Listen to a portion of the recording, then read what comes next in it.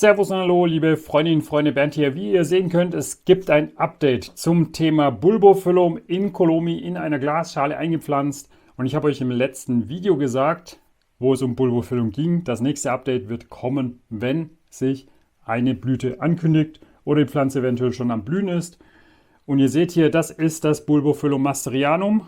Hier wächst ein richtig schöner Blütentrieb heraus. Das heißt, soweit war die Kultur bisher recht erfolgreich. Die Pflanze war damals schon eine der kleinsten Pflanzen. Bedeutet, da werden wir uns jetzt nach der Blüte darauf freuen, dass dann weitere Neutriebe erscheinen. Und man kann also so sagen, dass die Kultur in Kolomi bisher echt problemlos verlaufen ist.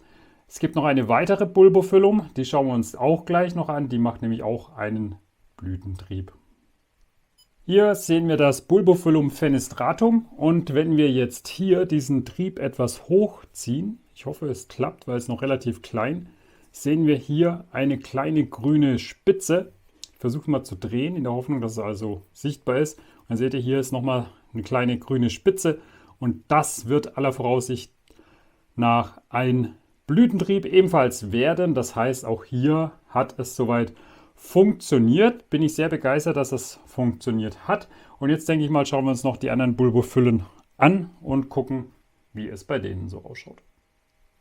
Beim Bulbophyllum dentiferum habe ich bisher noch keinen Blütentrieb entdecken können. Das muss aber nicht heißen, dass da nicht irgendwo schon einer unterwegs ist. Nichtsdestotrotz eine sehr schöne, kräftige, vieltriebige Pflanze, wo man auf jeden Fall in nächster Zukunft darauf hoffen kann, dass hier auch eine Blüte entstehen wird. Immerhin ist hier ein ziemlich kräftiger Neutrieb, der hier fleißig Wurzeln austreibt. Schauen wir uns die nächste Bulbophyllum an.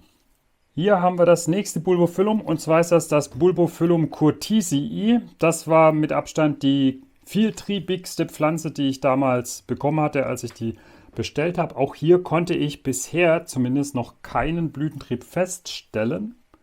Zumindest auf den ersten Blick sehe ich nichts, das da irgendwie deutlich hervorsteht und als Blütentrieb identifiziert werden kann.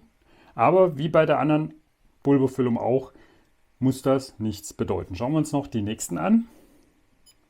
Hier ist das nächste Bulbophyllum, deutlich größer als die anderen. Das ist Bulbophyllum Elizabeth Ann Buckleberry. Hier sehen wir, bildet sich ein Neutrieb. Das bedeutet aber noch nicht gleichzeitig, dass hier ein Blütentrieb entstehen kann. Könnte natürlich früher oder später auch passieren. Stand jetzt, man sieht noch keinen Blütentrieb. Schauen wir uns noch eine Bulbophyllum an. Und zwar ist das hier die Bulbophyllum fasciator gekreuzt mit der Bulbophyllum phalaenopsis. Immer noch am Neutrieb wachsen lassen, also am Ausbilden vom Neutrieb. Zahlreiche, viele Wurzeln sieht man. Allerdings bisher noch kein Blütentrieb zu erkennen. Auch dieser Neutrieb hier ist auch noch am Entstehen, da die Mutterpflanzen bis auf die Bulbophyllum phalaenopsis relativ groß ist, kann es natürlich auch sein, dass das hier noch einige Jahre dauern könnte, bis sie blüht. Aber ich habe die Hoffnung, dass sie natürlich schneller motiviert ist zu blühen. Und jetzt schauen wir uns noch die letzte Bulbophyllum an. Das letzte Bulbophyllum ist die Bulbophyllum longiflorum. Auch hier konnte ich bisher noch keinen Blütentrieb feststellen. Was ich jetzt allerdings feststelle, ich muss sie auf jeden Fall gießen. Das steht wieder an aktuell, aber ansonsten ist bisher leider noch kein Blütentrieb zu erkennen. Das war so viel zum Thema, dass in Kürze ein Bulbophyllum, in diesem Fall das masterianum, am Blühen sein wird und spätestens dann, wenn die Blüten offen sind, wird es ein Update geben. Ich gehe davon aus, dass es nicht mehr allzu lange dauern wird, denn der Blütentrieb ist ja schon ein gutes Stück gewachsen. Er hat schon seine 4 cm Länge, das heißt, da kann man noch mal so 6 cm dazu addieren, eventuell sogar noch ein paar mehr und dann wird sie blühen. Wenn ihr weitere Fragen habt zum Thema Bulbophyllum, dann schreibt es auch gerne in die Glasvase oder unten in die Kommentare. Bis zum nächsten Video und tschüss!